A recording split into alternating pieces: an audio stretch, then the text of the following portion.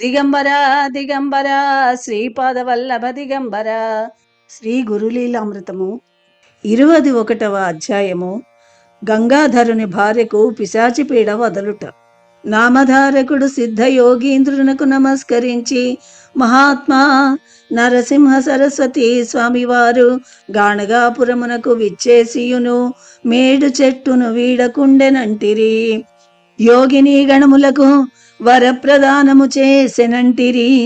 మంచిది, అదృశ్య రూపమున మేడి చెట్టు కడనున్న స్వామివారిని ఆశ్రయించి ఎవరైనా సత్ఫలితములనందగలిగిన ఆ వృత్తాంతమును నాకు వివరింపవే అని కేల్మోడ్చి ప్రశ్నించెను. సిద్ధయోగీంద్రుడు నామధారకునితో నిట్లనియే, ఛాత్ర చూడామణి, కృష్ణానదీ తీరముననున్న మేడి చెట్టు కల్పభూరూహమని నీకీ వరకే తెలిపియుంటిని. అట శ్రీవారు గుప్త రూపమున వరప్రదాతయ్యుండ నా మేడి చెట్టును ఆశ్రయించిన వారికి కొదవేమి నాయనా. నీ సందేహ నివృత్తికై ఎచట జరిగిననొక అపూర్వ సంఘటనను ఇది వరకు నీవు కని విని ఎరుగని దానిని వివరించెదను, వినుమని ఇట్లు తెలపదొడంగెను. శిరోలయను పురమొకటి గలదు. అందు గంగాధరుడను వేద విద్యా పారంగతుడగు బ్రాహ్మణోత్తముడు గలడు. ఆ విప్రుని భార్య సాధ్వీలలామ ఆయమ గర్భవాసమున 9 కొడుకులు గలుగుటయే కాని ఒక్కడైనను తల్లి ముద్దు ముచ్చట తీర్చక కాలగతి నొందిరి.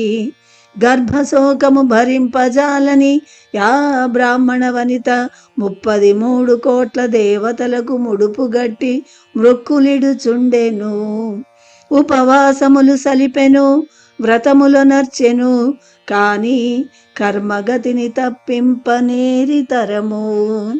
ఆ ఇల్లాలు విసిగి వేసారి ఒక దైవజ్ఞ శిరోమణి పాదములపై బడి ప్రణమిల్లి, స్వామి, గత జన్మల యందు నేను నరించిన పాపమేమి సత్పుత్రుడు నా కడుపునను దయించియును దక్కకుండుటకు కారణమేమని కడుదీనురాలై ప్రార్థించెను.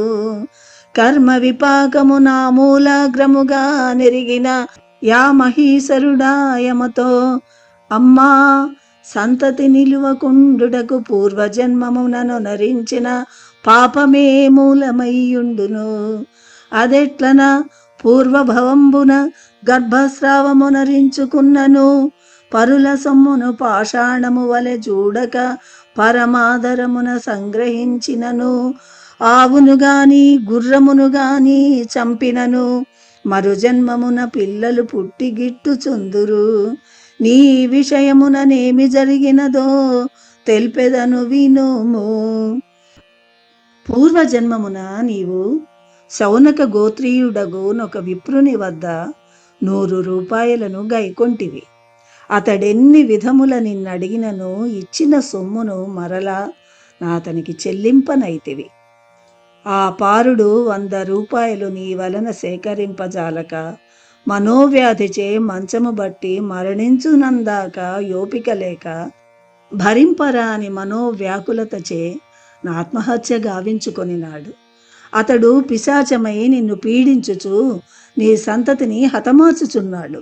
నీ పూర్వజన్మ దుష్కృతము నిన్నిట్లు చేయుచున్నది. ప్రారబ్ధం అనుభవించిన గాని తీరదు సుమా అని వాకృచ్చెను. అందులకాయువిధ కార్తాంతకునితో, స్వామి, విప్రుని సొమ్ముదినుట కన్నా విషముదినుట మేలని యానాడు తెలిసియో తెలియకనో నేనట్లొనరించియుందును కానిండు. దీనికేదైనా ప్రాయశ్చిత్తమో పరిహారమో తెలిపి పుణ్యము గట్టి కొండని ప్రార్థించెను. అందులక జ్యోతిష్కుడు, బ్రాహ్మణుడు ఆత్మహత్య గావించుకొనుటకు నీవు కారణభూతురాలవైనందున బ్రహ్మహత్య దోషము నీకాపాదించినది. ఆ బ్రాహ్మణుడు చచ్చి పిశాచమై నిన్ను పీడించుచున్నాడు. అతని మరణానంతరమా పారునకుత్తమగతులు కల్పించువారు లేరైరి. కావున నీవాతని కుత్తమగతులు కల్పింప నంచక్రియలాచరింపజేయవలయును. ఇట్లో నరించిన గాని నీ పూర్వజన్మ దుష్కృతము తొలగదు. తదనంతరము పంచగంగల కూడలియగు కృష్ణానది యందు నెలదినములు స్నానమాచరించుచు నేమియును భుజింపక మున్నే మేడి చెట్టునకు ప్రదర్శనములాచరింపుము. పాపనాశన తీర్థమున గృంకులిడి మేడి చెట్టునకేడు పర్యాయములభిషేకము గావింపుము. కామ్యతీర్థమున స్నానమునరించి శ్రీ గురు పాదుకలనభిషేకమునరించి భక్తి శ్రద్ధలతో పూజలు నరింపుము. నీవిట్లో నరించిన తప్పక జన్మ జన్మాంతర దోషములెల్లా తొలగి శ్రీ గురుదేవుల వారి కృప వలన నీకు దీర్ఘాయుష్మంతుడగు సత్పుత్రుడు కలుగగలడు. నీ మనోరథమీడేరునని ఉపదేశించెను. అందులకా ఇల్లాలు మహాత్మా నేను కడు పేదరాలను ఉపవాసము విధి విధానముగా సలుపగలను. వ్రతములని నాచరింపగలుగుదును. కాని పూర్వజన్మముననే చేసిన రుణమీ జన్మమునైనను దీర్చుకొనజాలని కడు నిర్భాగ్యురాలను అని కంటతడి పెట్టెను. అందులకా ప్రాజ్ఞుడు సరి మంచిది మేడి చెట్టును కల్పవృక్షమని మదినెంచి శ్రీ గురు పాదుకలే నీకు దిక్కని ఎంచి దృఢ చిత్తమున నమ్మి భజించిన నీకు శుభము కలుగునని సెలవిచ్చెను. గంగాధరుని సతీమణి శ్రీ నరసింహ సరస్వతి స్వామి వారున్న పుణ్యభూమికేగెను. నదీ సంగమము కడనున్న పాపనాశన తీర్థమున స్నానమాచరించెను. మేడి చెట్టు మూలమున నేడు మార్లు దోసిళ్లతో నీళ్లు పోసి ప్రదక్షిణములో నరించెను. కామ్యతీర్థమున మునకలిడి శ్రీ గురు పాదుకలను అభిషేకించి పూజించి ప్రదక్షిణములు సలుపనారంభించెను. ఇట్లొక మాసముక వ్రతమునరింప నిశ్చయించుకొనెను. ఆయమ దీక్ష 3 రోజులు సాగినది. 3వ రోజు రాత్రి యాయమకొక కల వచ్చినది. ఆ స్వప్న వృత్తాంతం ఎట్టిదన గంగాధరుని అర్ధాంగికి పిశాచము కలలో నగుపడి, ఓసి పాపిష్టిదానా, నా పైకమును నాకిచ్చుటకి ఇప్పటికైనను నీకిచ్చ పొడమినట్లు లేదు. ఎగవేసిన నేమి లెమ్మని నన్ను చులకన చేయుచున్నావు కాబోలు. నీ కనుల ముందుగా నీ సంతతిని గూల్చి తుదకు నిన్ను సహితము పీల్చి పిప్పి చేయుదును సుమా అని బెదరించెను. కలలో నాయమ్మ కలవరపడుచుండ మేడి చెట్టు వద్దనున్న నరసింహ సరస్వతి స్వామి వారాయమకు స్వప్నమున సాక్షాత్కరించిరి. ఆయమ ప్రాణములంత కుదుట పడినవి. శ్రీవారి చరణ సరోజముల కాయమ ప్రణమిల్లెను. స్వామి వారాయమక భయ ప్రదానమొసగిరి. భూతము వంక మరలి, ఓయి నీవేళ ఈ యబలను బెదిరించుచుంటివని ప్రశ్నింప, నా భూతము సమాధానముగా నా యమ వెనుకటి జన్మయందు రుణముగా గైకొన్న 100 రూపాయలు చెల్లింపలేకున్నది. ఆ పైకముతో బాటు ప్రాణములు సహితం ఆ యమ మూలమున బోగొట్టి కొన్నవాడనైతినని నేరారోపణ చేసెను. శ్రీ గురుదేవుల వారా భూతముతో, ఓయి ఈ యమ నన్ను ఆశ్రయించినది. నా భక్తురాలిని నీవు హింసింపజాలవు. మత్సరమును వదిలి నా మాటను వినుము. నీకు పిశాచత్వము తొలగగలదు. నీకు సద్గతి కల్పించువాడను నేను. అదెట్లనా? ఈ యమ నీ కడగొన్న ద్రవ్యమున కియ్యజాలినంత నీ ప్రేతత్వ విముక్తికై యథోచితముగా శక్తివంచన చేయక నీకు ఊర్ధ్వ దైహిక విధులొనరింపజేయును. అద్దాన నీకు పిశాచత్వము తొలగును. ఈ యమ పీడ వదలును. ఇట్లు భయతారకమై లెస్సగా వర్ధిల్లగలదు అని పలికి ఆయమతో సౌభాగ్యవతి శక్తి కొలది ద్రవ్యమును వెచ్చించి నీ యోపిక కొలది ఈతనికి ఉత్తమ గతులు కల్పింప కర్మకాండమును జరిపింపుము. నీకీ పిశాచ బాధ తొలగును. బ్రహ్మహత్యా దోష నివృత్తి అగును. రుణ విమోచనమగును. ఏతత్ఫలితముగా 100 సంవత్సరమాయుద్ధాయము గల తనయులు నీకు గల్గుదురు. 7 దినములు దినమునకేడు పర్యాయములు మేడు చెట్టును అభిషేకించి పూజించి ప్రదక్షిణలు యథావిధిగా నెరవేర్పుమని ఉపదేశించెను. గంగాధరుని భార్యకు మెలకువ వచ్చినది. స్వప్న సందేశమునాయమ తూచా తప్పకుండా ననుష్ఠించెను. ఆయమకు బ్రహ్మహత్యా దోషము తొలగి పిశాచము పీడ వదలినది. ఇట్లుండ నొకనాటి రేయి శ్రీ నరసింహ సరస్వతి స్వామి వారాయమకు 2 నారికేళములనొసగి, బిడ్డ, ఈ 2 నారికేళములను వ్రతము ముగిసిన పిదప పారణానంతరము భుజింపుము. నీకు సత్సంతాన శుభఫలములు సమకూరును. నీ వంశం అభివృద్ధి నొందగలదని ఆశీర్వదించెను. ఆయమనిదురలేచి తన స్వప్న వృత్తాంతమును విప్పారినమోమున తన భర్తకు వినిపించెను. గంగాధరుని ఆనందమునకు మేరలేదాయెను. భార్యాభర్తలిరువురును శ్రీ నరసింహ సరస్వతి స్వామి కృప వలన తమ గండములు గడచి గట్టెక్కినవని సంతసించిరి. వ్రతము ముగిసిన పిదప వారు తమ స్వస్థలమును చేరిరి.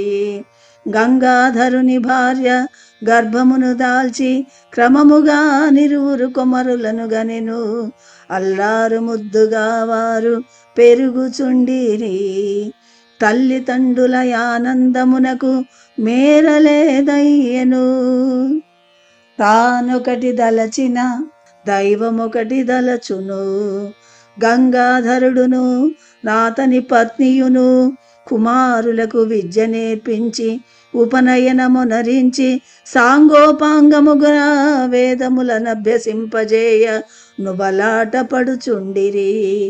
7 ఏండ్ల ప్రాయము గల వారి పెద్ద కుమారునకొక దినమాకస్మికముగా వాతరోగమేర్పడి పరలోకయాత్రకేగెను.